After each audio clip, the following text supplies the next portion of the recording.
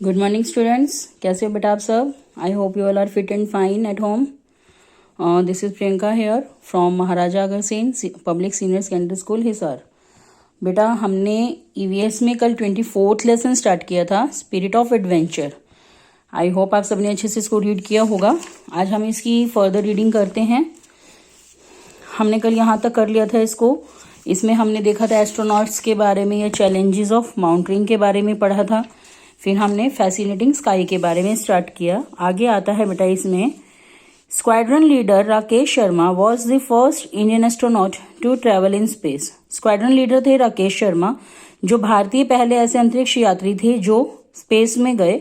On April 2, 1984 में ही became the 138th man to go into space. वो 138th person थे जो स्पेस में गए थे, यानी कि उनसे पहले 137 लोग जा चुके थे। He stayed in space for a week, वो वहां पर एक हफ्ते के लिए रुके।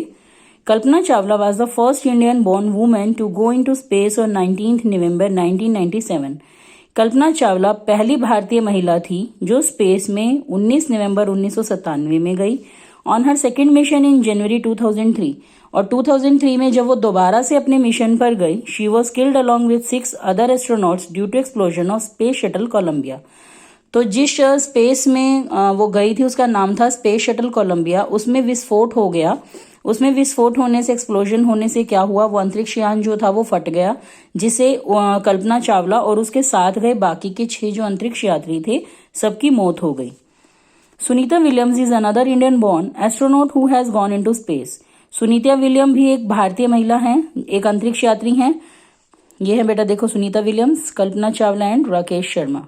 सुनीता विलियम भी एक अन्य भारतीय महिला हैं जो स्पेस में जा चुकी हैं। She had her team of astronauts spend 6 months at the international space station.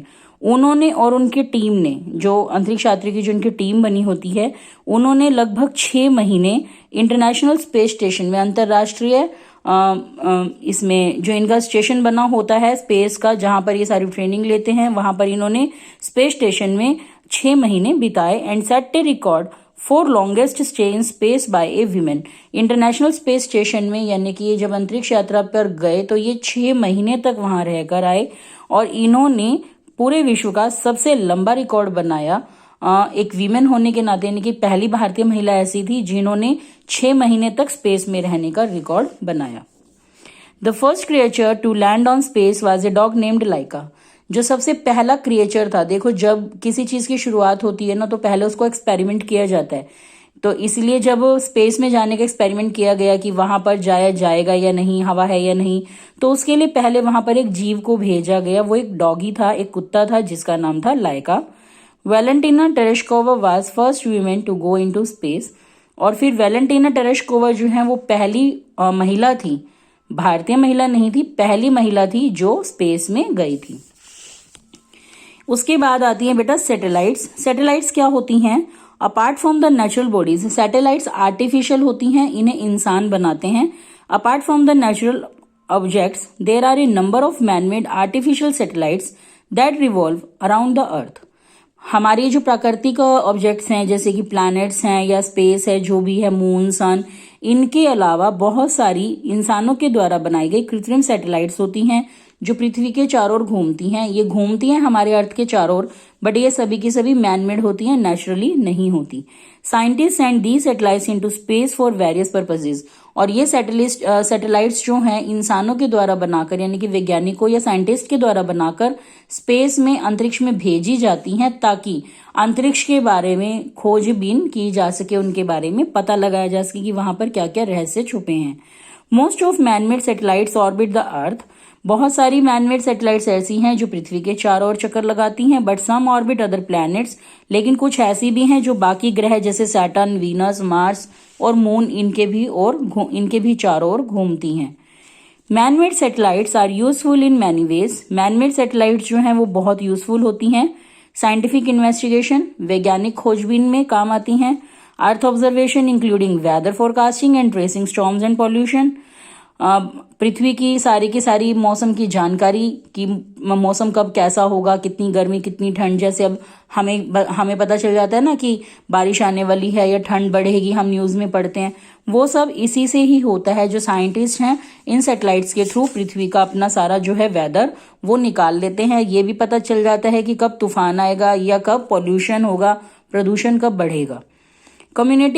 Communication including television and telephone calls, इन्हीं के जरिए हम कम्युनिकेशन भी कर पाते हैं, जिनमें टेलीविजन और टेलीफोन कॉल्स भी होते हैं, ये सब सैटेलाइट्स के जरिए ही जोड़े जाते हैं।